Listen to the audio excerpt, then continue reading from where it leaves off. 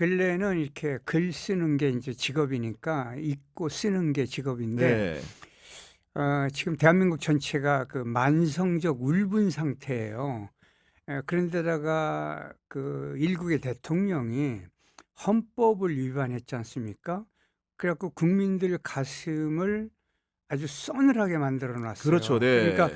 이번에 이제 그 범죄 징후를 보면은 제목에 우두머리라고 되어 있더만요. 맞아요. 네. 그러니까 우두머리라는 것이 그 못된 조직의 두목쯤으로 인식되면 안 되거든요. 음. 본래 우두머리라는 것은 그 어떤 순회, 대장, 왕, 두령 이런 최고의 그 선험자를 표현하는 건데 아. 그 바람에 이렇게 우두머리가 이제 나쁜 용어로 변질되는 게 아닌가 이런 아쉬움이 있습니다. 네. 지금 수계라는 표현을 인제 국어화해 가지고 네, 표현하다 네. 보니까 우두머리라는 표현을 고집하고 있는데 선생님 말씀을 들으니까 네. 그런 표현에도 뭔가 좀 변화가 있어야 되지 않을까라는 생각도 듭니다. 네. 본래 그 왜 불교 용어에서 그 건달바라는 거 있잖아요. 이거 굉장히 좋은 의미거든요. 어떤 음악가를 통칭하는 건데 이게 세월이 지나다 보니까 건달 그러면 이제 나쁜 사람으로 인식이 그러니까요. 되듯이 네. 이러다가 이제 대통령 하면은 이제 나쁜 사람 이런 인식이 될 가능성도 지금 네. 생겨버렸습니다. 그야말로 정말로 충격적인 일이 아닐 수가 없었는데 네. 어떻게 보면 21세기 대명천지에 12월 3일 음. 그 계엄이라는 그 발표가 있었거든요. 예, 예. 그 일을 처음 접하셨을 때 선생님 좀 어떤 생각 드셨습니까? 사실은 그 이튿날 새벽에 제가 일어나서 특강할 일이 있거든요. 네. 일찍 자려고 그러다가 새벽까지 잠을 못 잤어요.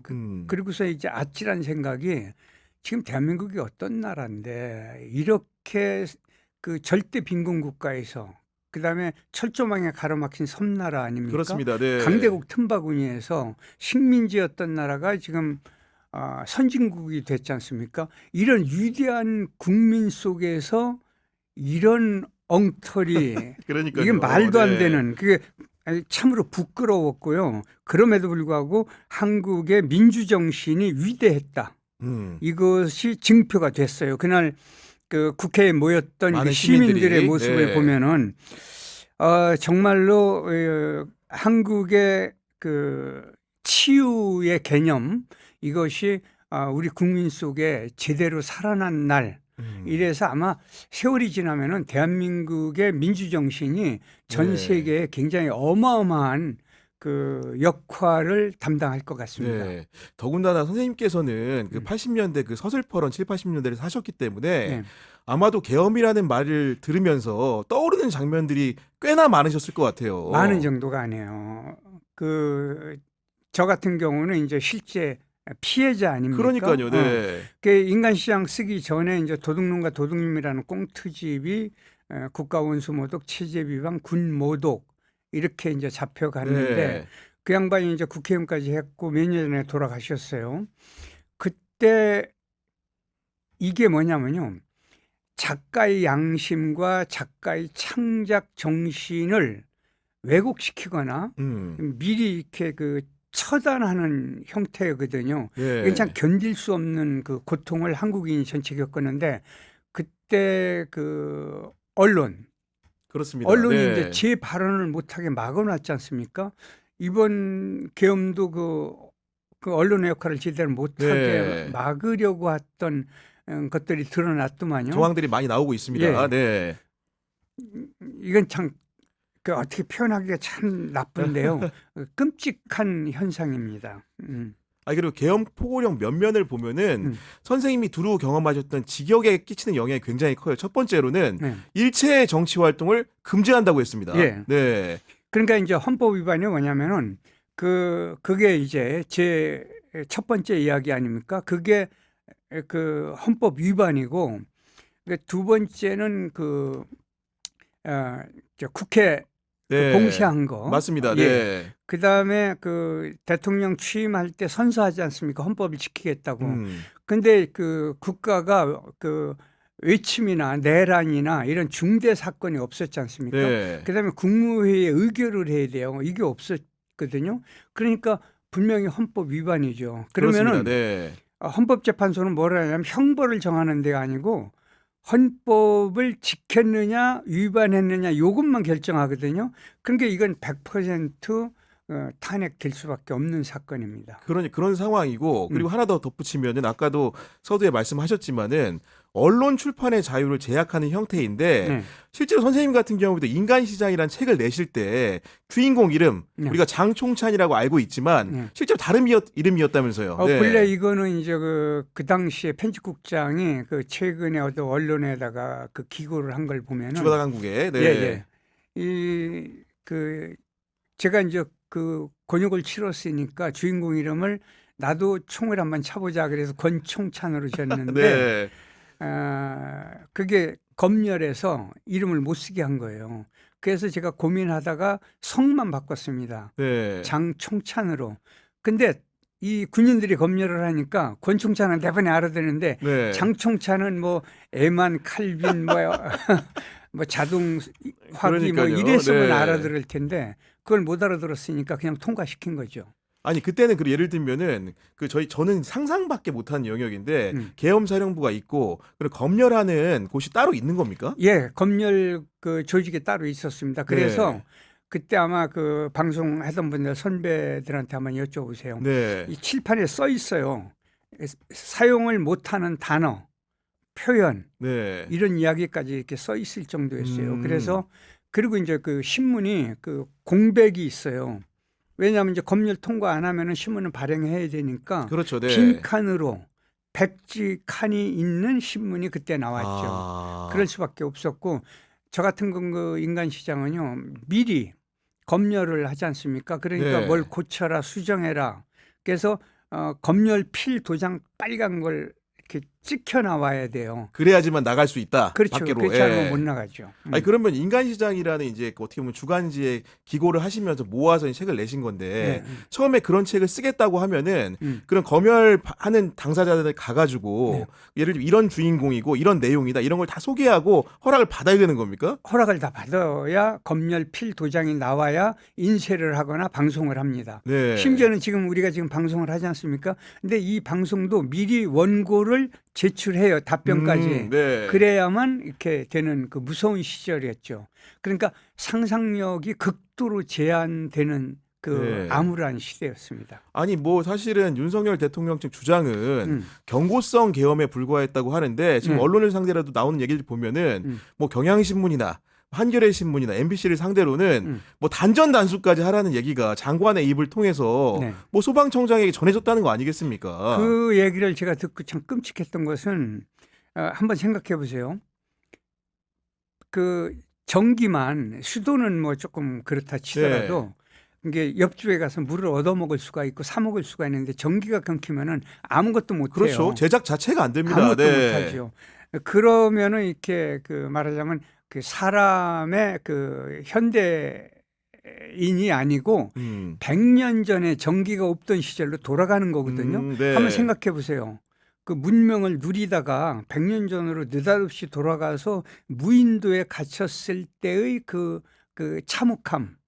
그리고 이제 문학 같은 경우는 그 상상력의 암흑기가 올 수밖에 없거든요. 그러면 이제 한국 정치 사상의 암흑기가 올 수밖에 없었죠. 그것을 막은 것은 이 시민 정신.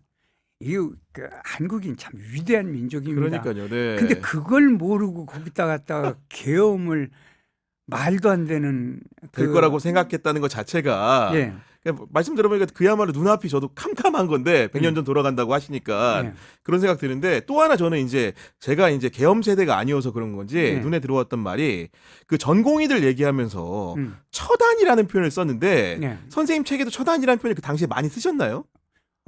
처단을 어떻게 썼느냐면 그 주인공이 가진 자, 쥔 자, 빼앗은 자, 권력자들, 그다음에 그 횡포하는 자들 이 사람들을 그 주인공이 처단하겠다. 아, 주인공 장총찬이 처단한다. 처단하는 거죠. 그러니까 그럴 때는 처단이라는 표현을 썼습니다. 그러나 평소에 처단이라고 하는 것은요.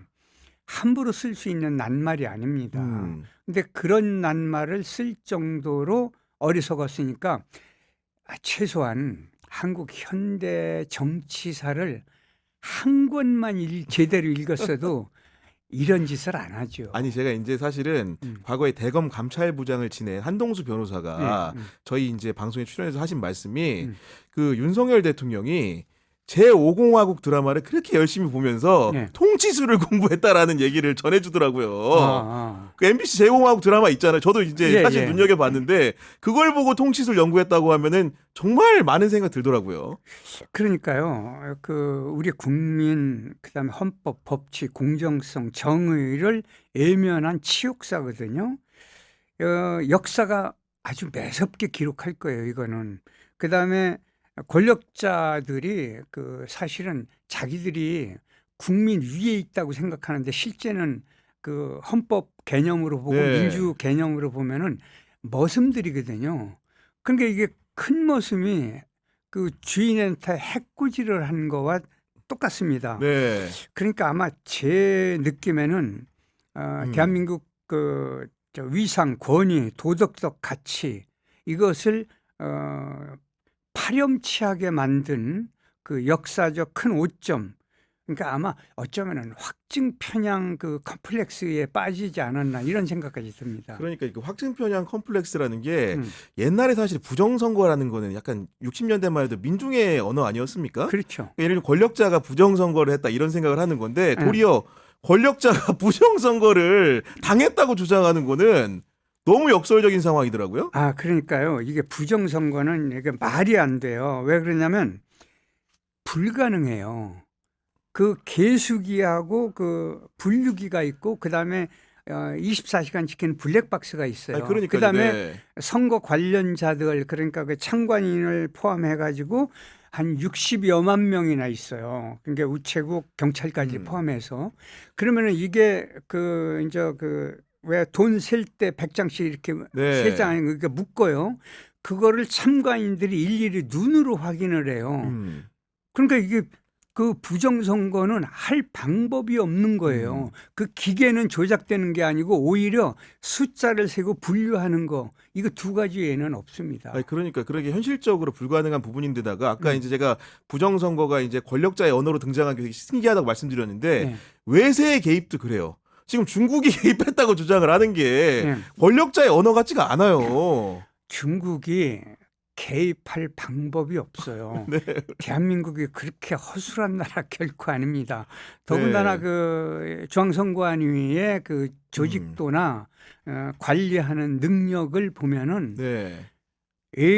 외국에 어떤 기술자가 들어오더라도 침범해서 이걸 그 말하자면 조작할 방법이 없습니다. 그러니까 대한민국이 그렇게 허술한 나라 아니거든요. 그러니까 그것까지를 그 주장을 한다는 것은 왜 이런 거 있잖아요. 그 유튜브나 그 카톡이나 뭐를 한쪽으로만 계속 반복적으로 보다 보면은 그 마음이 그쪽으로 쏠릴 수는 있어요. 그렇더라도 적어도 정치 지도자면은 거기에 그 말하자면 홀리면 안 되는 것이죠. 그 인간시장 책으로 좀 다시 돌아와가지고 그 책에 이제 장총찬이라는 사람이 얘기하고자 했던 거는 일종의 이제 당시에 실현되지 못했던 그 정의관념을 실현하는 카타르시스를 우리 국민들에게 주기 위한 것들이었잖아요. 어디 인터뷰를 찾아보니까 뭐 여러 가지 이제 소설에서 기술한 일들이 사후적으로 현상적으로 사회면 기사에 등장하는 일들이 있었다고도 하더라고요. 그러면요 예를 들어서 가짜 휘발유 사건, 그다음에 그 시골에서 올라온 소녀 팔아먹는 거 뭐 이런 것들은 전부 제가 취재를 해서 쓴 거거든요. 그러니까 이 사실에 입각한 그 내용들이죠. 그러니까 이제 거기서 이 장총찬의 그 역할이 뭐였느냐면 그 뺏긴 자, 없는 자, 폭행당한 자, 그 손해를 본 사람들을 도와주기 위해서 주먹을 쓰거나 복수를 대항하거나 그 사람들의 원한을 풀어주거나 이런 역할을 하게 됐죠. 근데 지금 보면은요, 그때보다 더 교묘하고 더 비겁하고 더 잔인하고 이런 사건들이 너무 많아졌어요. 그것도 우리가 좀 유념해야 할 사회 현상이라고 보여집니다. 그리고 보면은 이제 국가의 힘이 닿지 않는다고 해야 될지 국가가 힘을 쓰지 않았다고 해야 할지 모르 후자가 맞을 것 같은데 네. 당시에도 결국은 국가가 힘을 쓰지 않는 영역, 사회적 약자들이 피해를 당하고 겁박당하고 속임을 당하는 그런 현장을 생생하게 기술하신 거 아니겠습니까? 그렇죠. 그렇습니다. 네. 근데 지금 이제 현 시대에도 보면 아까 말씀하신 것처럼 사회적 약자들의 불우는 지속이 되고 있거든요. 지금 시대를 장총찬이 본다면 좀 어떤 평가를 내릴 것 같습니까? 아마 그 장충찬이가 그 이제 뭐 나이를 먹었겠지만 만약에 네. 젊은 나이였다면 그때 20대였으니까요. 예. 였다면은 틀림없이 그들을 그 징치하는 도구를 만들거나 방법론을 만들거나 또 아니면은 이제 거기에 동조하는 세력을 모아가지고 네. 집단적 항거를 하거나 그러니까 그 12월 3일 날 그 국회 네. 그 근처에 모였던 그 시민들의 의식이 있지 않습니까? 네. 그것이 모아지는 방법론이 있을 거 아닙니까? 그걸 연구하고 또 응용하고 동조하고 네. 그랬을 거라고 생각하죠. 아니 그리고 저는 이제 선생님 그 만나 뵙게 되면서 그 인간 시장이라는 책을 알게 되니까 제가 이제 최근에 봤던 드라마들이 또 눈에 들어오는데 선생님 이미 알고 계실 것 같습니다. 그러니까 뭔가 이제 그런 그 사적 복수라는 표현이 약간 좀 과격하긴 한데 그 SBS의 드라마 모범택시라든가 혹시 들어보셨나요? 그런 내용들이 아마도 좀 그 차용을 한 게 아닌가 싶어요. 그런 느낌을 좀 들어보셨죠? 저도 이제 옆에서 네. 그 이야기들을 그렇게 하는데 제가 그런 이야기를 했어요. 이런 현상은 언제나 어느 세상에나 있는 현상이지 제 글을 그 베낀 건 아니다. 왜? 누구라도 상상할 수 있는 그 상상할 수 있는 사회 현상 중에 하나다. 저는 그렇게 생각을 합니다. 여하간 이 관통하는 그 장총찬의 정신이라는 것은 그 정의관념 이런 거에 다 있을 것 같긴 한데 그 윤석열 대통령이 지난 대선에서 이제 국민들의 다수의 표를 받았던 거는 공정과 상식이라는 키워드였거든요. 그렇죠. 그로부터 이제 2년 6개월이 지났는데 그 선생님이 평가하는 윤석열의 공정과 상식 어땠습니까? 밥이 하늘이고 생명이지 않습니까? 그러니까 국민이 하늘이에요. 이거를 좀 인식했어야 되는데 한국 현대사에서 이런 참혹한 정치적 그 사건은 참으로 끔찍한 거예요. 그 우리 역사가 어떻게 서술할지를 한번 생각해 보세요. 후세에. 그리고 이제 이거는 불공정이고 몰상식해서 국민을 울분케 한 그 역사적 사건이다. 맞습니다. 이렇게 보여질 수밖에 없습니다. 이게 공평하고 올바르다는 것은 국어사전을 뒤지지 않아도요. 그 느껴져야 돼요. 그러니까 이제 대통령 자신, 그다음에 부인 처가 문제 또는 이제 그 뭐라 그러나요? 그 무속 또 무슨 명태균 씨 무슨 그 휴대폰 문제 뭐 이런 것들을 빠져나갈 방법이 없으니까 그러니까 그 보통 우리가 왜 양상군자는 이 대들보 위에 숨어 있는 도둑을 얘기하는 거거든요. 근데 거기 있다가 이제 들켰단 말입니다. 그러니까 언젠가는 그 잡힐 거 아니에요. 탄로가 나겠죠. 그러니까 탄로 나기 전에 그런 마음이 있었는지 없었는지는 제가 그 마음을 들여다보지 않았지만 현상으로 보면은 그것 때문에 혹시라도 하지 않았나 이런 생각까지 그 의심하는 분들이 많습니다. 그리고 사람들이 이제 아마도 지난 임기 2년 6개월 동안 가장 이렇게 화두에 올렸던 사람이 영부인이었어요. 사실은 전두환 대통령 때 뭐 이순자 여사라는 이름도 있었고 과거에 박정희 대통령을 기억하는 사람들은 뭐 유경수 여사도 있었는데 정말로 그 이후에 문민정부 이후의 영부인들은 사실은 단순한 부인 이상의 말 그대로 내치를 하는 정도, 내치도 아니죠. 내조를 하는 형태의 그런 역할이 그쳤는데 김건희 여사 같은 경우는 굉장히 특별한 거였던 것 같아요. 이상하게 좀 유별난 그 사건의 그 당사자라는 느낌을 지을 수가 없게 돼버렸지 않습니까? 그리고 이렇게 말하자면 대통령 부인의 뒷말이 많은 거 시작부터 또 그 시작 전부터 그런 경우는 처음 아닙니까? 그렇습니다. 네. 그것이 이제 말하자면은 대통령의 그 통치 능력에 여러 가지 장애 요인이 되지 않았나 이렇게 판단할 수밖에 없습니다. 아니 사실은 현역 국회의원을 2번이나 하셨기 때문에 네. 좀 감히 여쭈면은 그 선생님 같은 경우에는 의정 활동할 때 쉽게 얘기해서 옛날 말로 안사람 그 사모님께서 어떤 도움을 좀 주셨습니까? 저는 그 도움을 받은 건 없어요. 거의 그 침묵이요. 침묵이 예, 이제 예. 저한테 도움을 줬고, 네. 그다음에 이제 제가 그 상습적 당론 거부자로 늘 권력의 핵심과 싸웠지 않습니까? 맞아요. 네. 싸웠을 때 웬만한 사람 같으면 말릴 텐데 안 말려요? 저한테 얘기가 뭐냐면 당신은 젊어서부터 할 말 다 하고 하고 싶은 짓 다 했으니까 우리 신경 쓰지 말고 당신 하고 싶은 대로 해라. 네. 이게 이제 저한테 큰 도움이었죠. 아니 보니까 그 80년대에도 인간시장이라는 책 때문에 온갖 군데에서 집에 이제 협박하는 전화도 오고 그랬다면서요. 협박 정도가 아니고요. 네. 근데 애엄마가 이런 것까지는 참아요. 너를 잡아다가 능욕을 하겠다. 네. 이것까지는 참는데 못 참는 게 뭐냐면 아이들을 잡아다가 아이고 불안하죠. 네. 없애겠다.